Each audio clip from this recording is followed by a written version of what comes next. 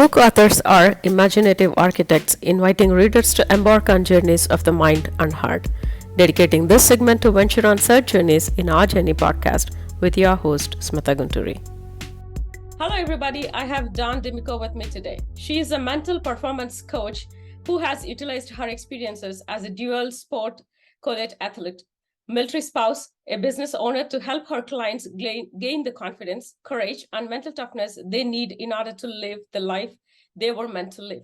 Thank you for being here, Don. Thank you. Please. Thank you so much for having me. Oh, thank you. Please give us introduction about yourself first, and why did you write this book? And first of all, thank you so much for this book for me, and a little note from you as a self note. I'm so thankful for it. I'm going to definitely read it. I got it yesterday. So yes. Excellent. So the book came about, I never in my life wanted to write a book, thought I could write a book. I don't ever consider myself a creative person. But this book was born out of this overwhelming need to get a message out. I want to speak. I want to teach. I want to train. I feel very comfortable on a stage.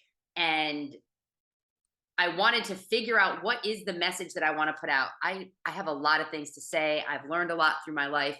And so I actually joined the National Speakers Association. They have a speakers academy. And I wanted to learn the business of speaking. So I went ahead and joined that association, not knowing what my message was, but knowing there was a message somewhere deep inside me that I needed to share. As I was going through the academy and, learning the business of speaking, I kept trying to figure out what is it that I want to share. And I just kept coming back to this idea of confidence and self-confidence. And there, in the ebbs and flows of my life, at the time I had fairly recently divorced. And so as I was going through looking back at my life, the times that I felt most fulfilled, that I was the most successful, that I enjoyed and had joy in my life was when I was confident. And I wanted to dissect that and figure out why. What was that? I was driving back from a friend's wedding one day and I got this. It was almost like an audible voice. I felt like somebody was sitting in the car with me, and it basically said, your lack of courage, your lack of confidence is selfish. And I kind of looked around and was like, who is here? And it bothered me, not because I was hearing voices, but because it was so true. It was absolutely right. The times in my life that I lacked the courage to take action, or I didn't have the confidence to step up and have a hard conversation or do the things that needed to get done, it was selfish because it led to hurt for other people. And so I finally knew that was the message I was supposed to share. So as I'm going through this, speakers academy, I'm like, okay, well now I've got to write a keynote, and nothing would flow out of me. I couldn't make it work.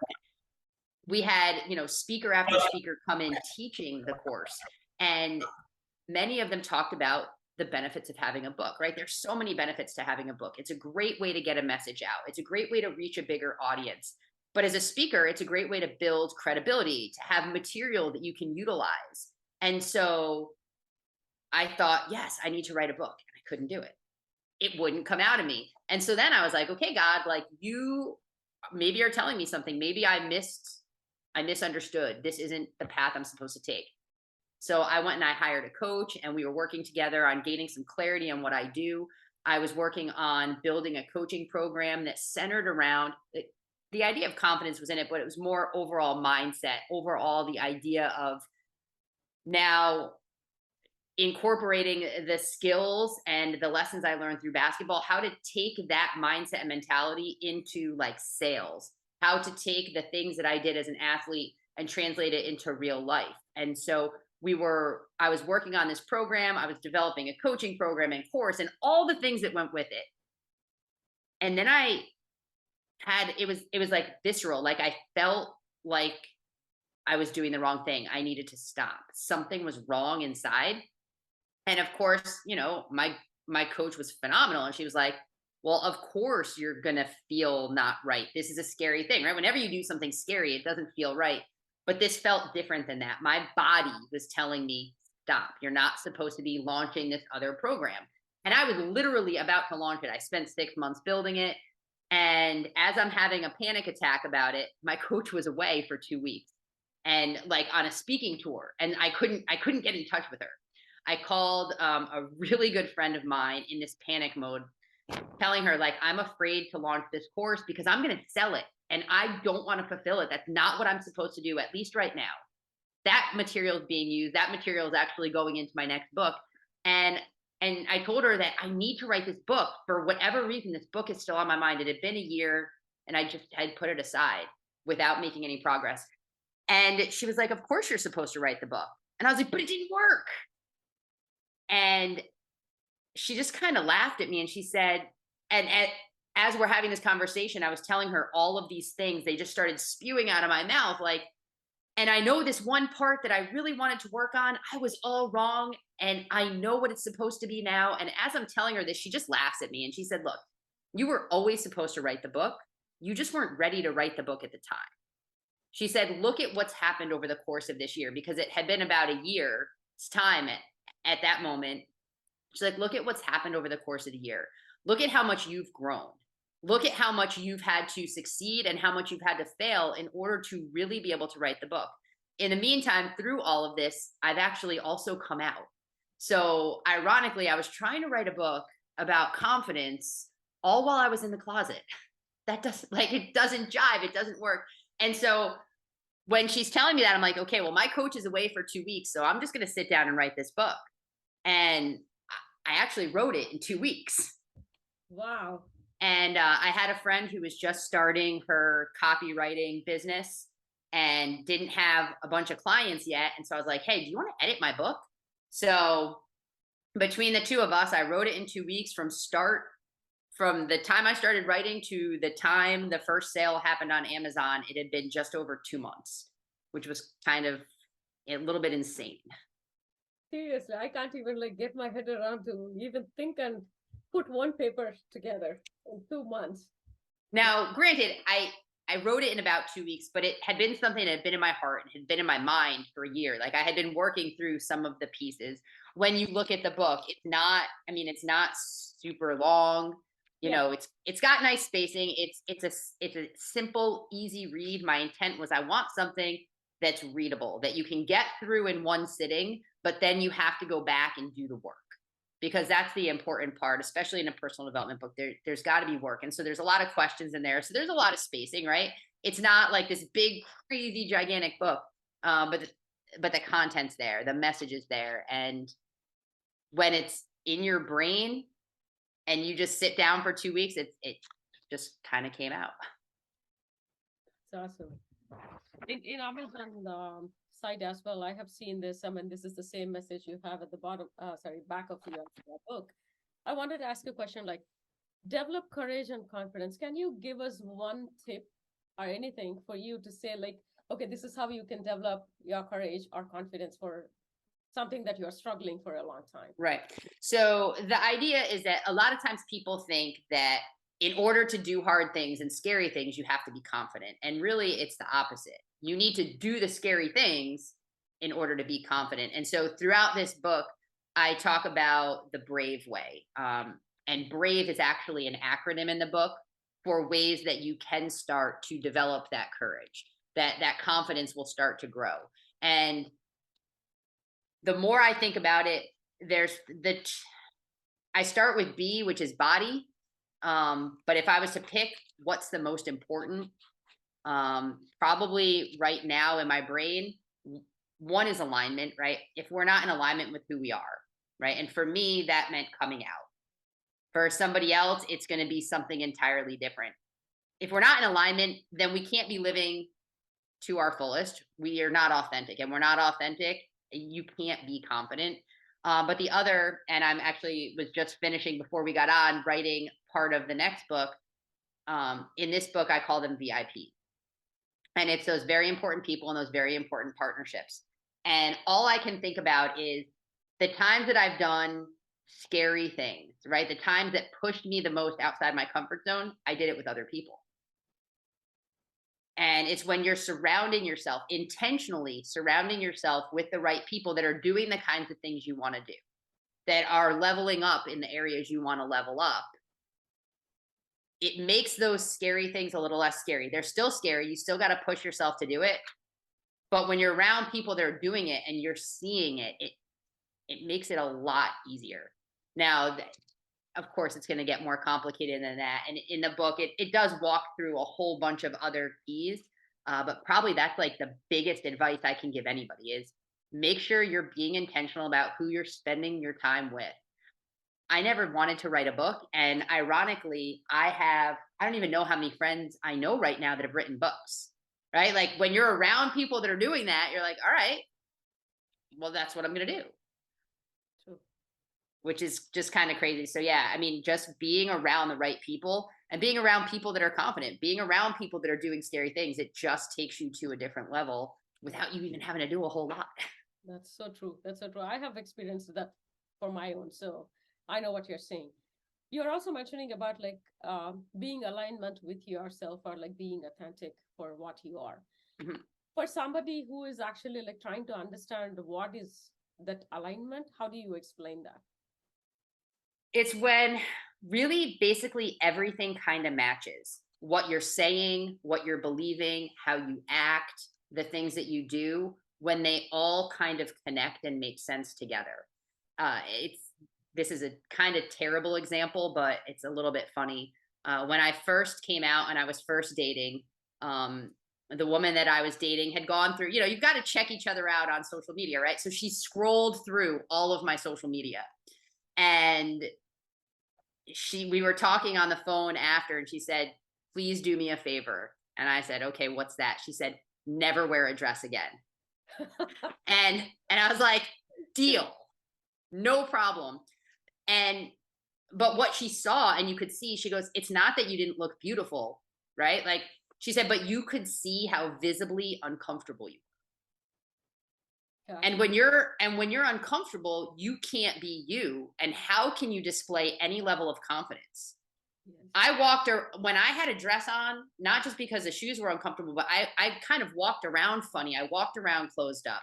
When I had longer hair, I had super curly hair growing up. I hated my hair. There's actually a section in the book where I talk about when I recently cut it and shaved it for anybody that's, watching this video, the side of my head is shaved. When I had my hair down, I walked around like all stiff necked. Like it looked like I had been in a car accident and had whiplash. Right. And because that's not who I was and I wasn't comfortable that way. And I was trying to fit in this box that wasn't me.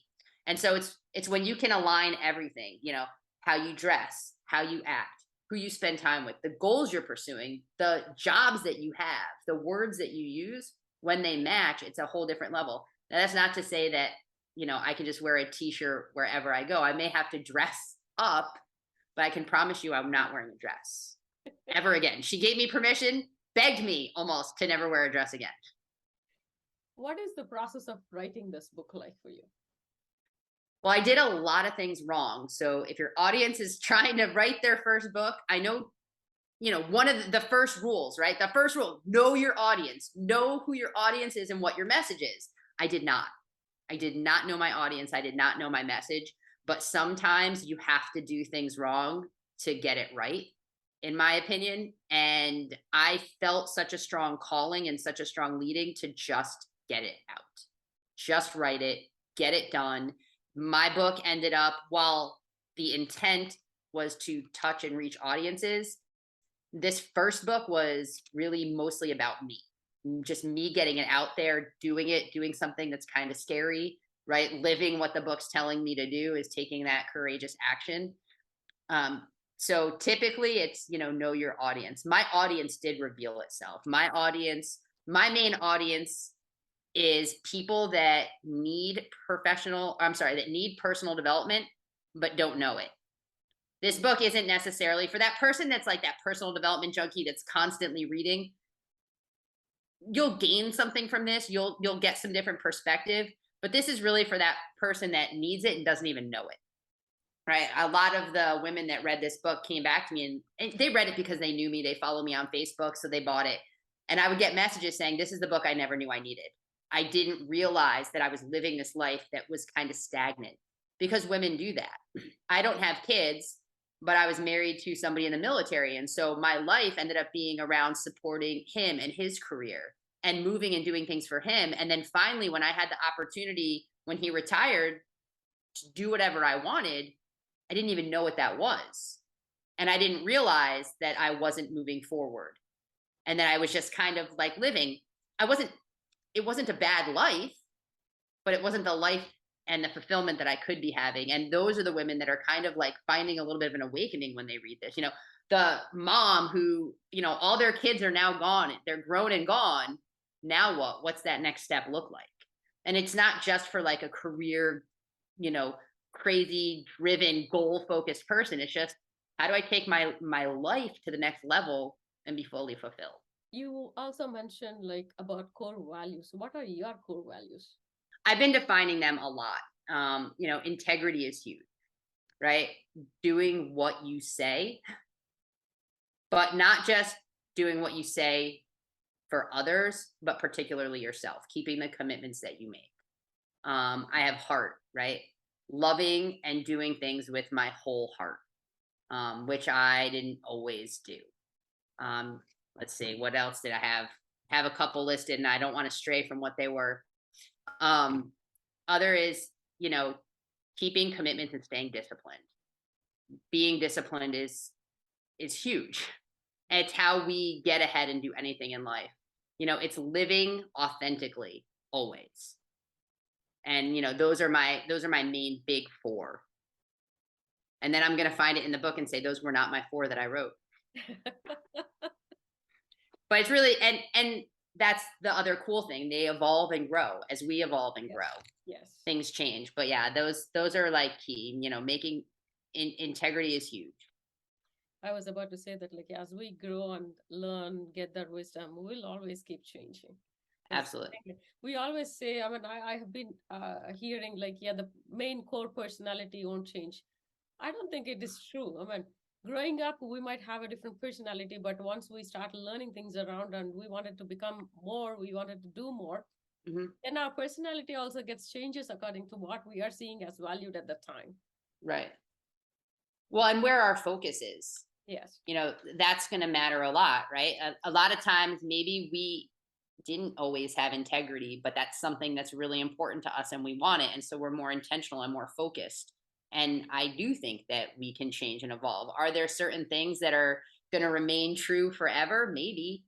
Yes. But we can evolve and we can grow. And that's part of the idea of, a book like this. And the book that I'm working on now has to do with mindset and that idea of that, growth, or that fixed versus growth mindset. I call it the average versus elite mindset, where, just like confidence, I don't believe that people are just born confident. It's something that you work at.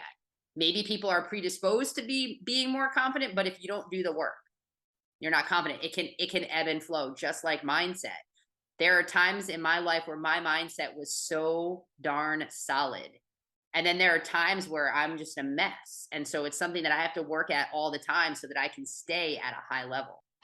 Though your book took only 2 weeks in writing, as you mentioned, and even the other book that you are writing right now, was there any hard time that you found, like, I really can't write this. I can't just pen this thought, which I struggled with when I was growing up. And now that I'm writing it, this is so hard for me to write it. Were there any kind of moments for you? There were. That's where, like, I didn't write for like an entire year. Okay.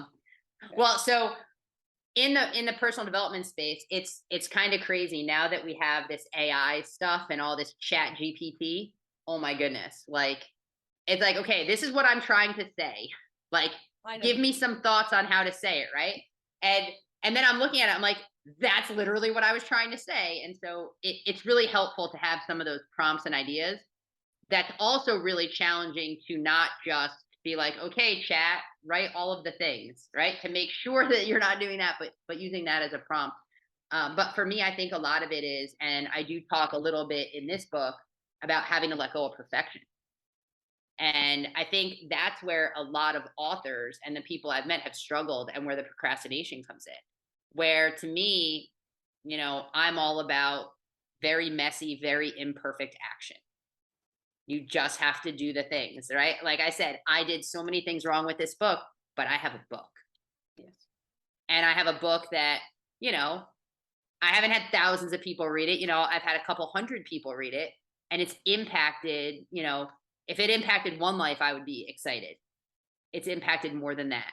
And it's going to open doors and opportunities for me to be able to speak and talk to and share with other people, just like being able to be on this podcast. If I didn't have a book, I wouldn't be on a podcast talking to your audience. And so for me, it was more about, it's never going to be perfect. Never. I could write the same thing 1,000 different ways and still not have it nailed exactly perfect. But it was solid enough that my intent and my goal for it, it was ready to be put out there. And I think especially authors and creative types, luckily I don't consider myself a creative. So I'm very type A, get it done. That makes it easier, but it's letting go of perfection, especially if it's a personal development book. Now, I could not speak to the fiction world at all, ever. I don't know how those brains work. Yeah. But definitely in the personal development world, like, what is the big message that you're getting out? And if you're able to articulate it in a way that's valuable to somebody else, then just be done. Like, get it done. Absolutely. You were also talking about power of positive talk, positive Mhm. self-talk. Absolutely. How important do you think that self-talk should be a positive thing, or it should be something that motivates you, or at least like keep you clear in your mind? How important is that? It's critical. I mean, I used to think that the whole idea of affirmations was absurd. You know, I used to call it woo-woo nonsense. I was one of those people that was like, whatever, you can't talk yourself into new beliefs. And it's because when I initially started doing affirmations, that, you know, very intentional positive self-talk, I was doing it the way that, you know, some cheesy personal development gurus, you know, quote unquote, out there were saying to do it. And it's like, you know, if you want to earn $1 million, say like, I have $1 million. Well, no, like I don't, and I'm not doing any work towards getting that. So I'm like literally lying. Yeah. And so my brain knows that. And so it rejects it. And it was almost doing the opposite. But when I was able to form affirmations around the things that I wanted, the things that I was working towards, things that I was aspiring to do, right? Like if I wanted that $1 million, my affirmation would be like, you know, I deserve to have $1 million and I'm going to do the work to get there. I'm smart enough. I know the right connections, right? And so it was starting to change those words around something that was more true, right? It was more aligned. And my brain was able to start believing it and starting to see it. And there is such power in when you're using affirmations, you start to see what it is that you want. And when you can see it, all of a sudden, your brain starts working on these connections without you even realizing that it's doing it. You start to see things that you didn't see before. And until you really get in the habit of doing it and being mindful, you don't realize how powerful it can be. I love the last sentence you wrote to end the book saying, stop wasting time wishing your life was different. Does it has any meaning to you, or like you're just completing this book with that sentence? I mean, it does. That's just kind of where the book ended, but it does. It does have power. It does have meaning. I talked about, you know, knowing that my lack of courage was very, very selfish. And I share a little bit in the book, and I've talked a little bit about, I divorced, and our marriage had not been very solid for a very long time. And I knew that I was done. My heart was hard. I was tired. This was all before I even really fully knew that I was gay. Like that was a totally separate thing. Like my divorce didn't actually have anything to do with that. But there were conversations that I didn't have with my ex years sooner than I should have. And had we had conversations and done the hard work that was scary, maybe things would have worked out and we still would have been married. Or maybe we would have realized sooner and we both could have gotten away from it. Like, yeah, absolutely. Like that hurt him. And I mean, if you want to say like that took away some of his life as well, right? Had we realized that sooner, you know, he could have moved on and he could have found somebody else sooner. And so it's that's part of it. And the other idea is, you know, we don't know how long we have here. You know, I don't know what's going to happen when we get off here and I run out to the store to get some food. Like, I don't know what's going to happen between then and coming back. And, you know, how much would that suck to have a message and something inside you to share and you never got it out. What is the best and worst advice somebody has given you? Best and worst advice? Yes. Ooh.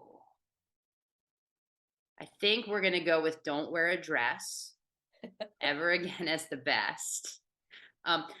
Let's see. The worst. I don't know that it would, I won't go with advice, but when there's something that you feel like you're being led to do and you're being discouraged from doing it. Oh, okay. So it's not going to be advice. If I think about a better answer, I'll give it to you. But, there are a lot of people out there that would have, if I'm like, I feel like I'm supposed to write a book, they would have questioned and tried to talk me out of it. Yeah. I mean, I'm sure there were.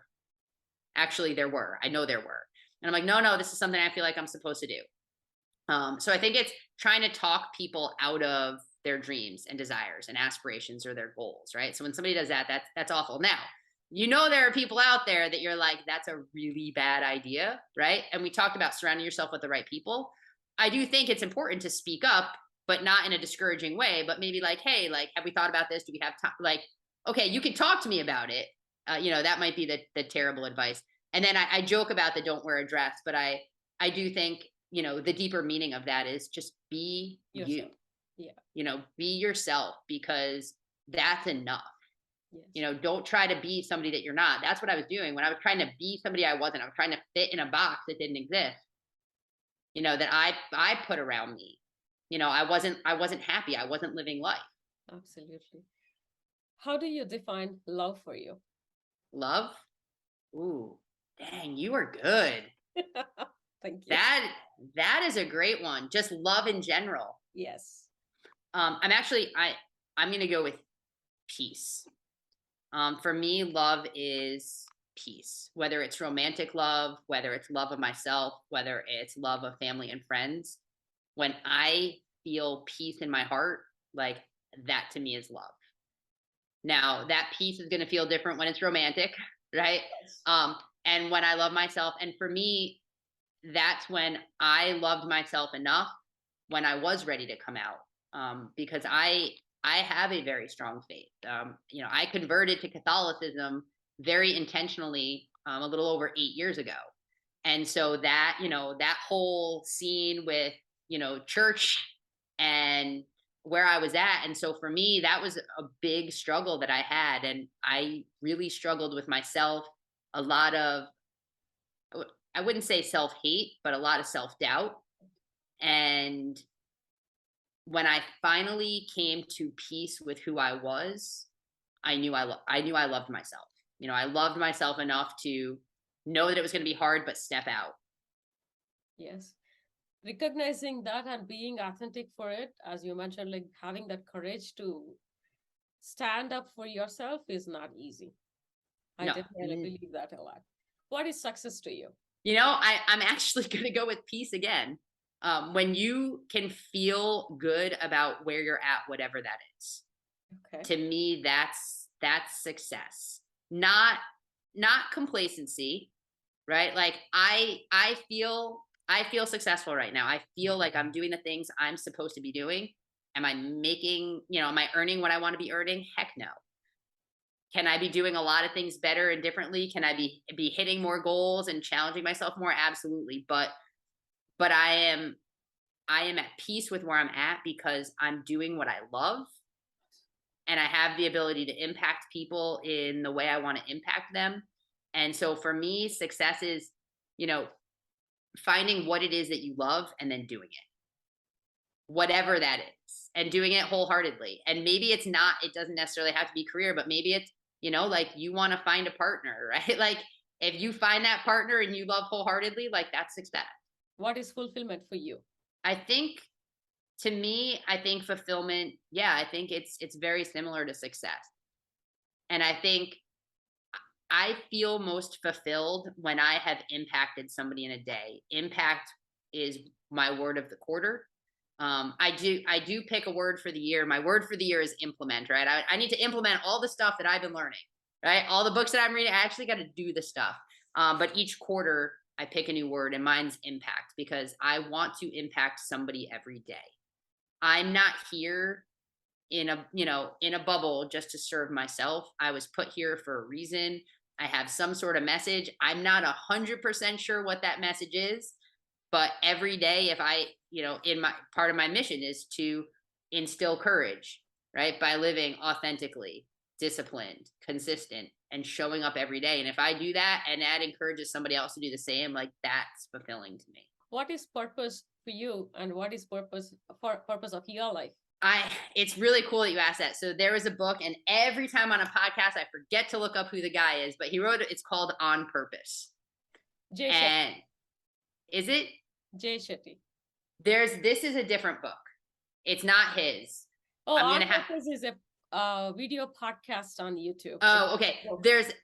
Now I like even want to Google it, but it's a book called On Purpose. And in it, it actually has you take like this quiz. It's like an online quiz thing that you take.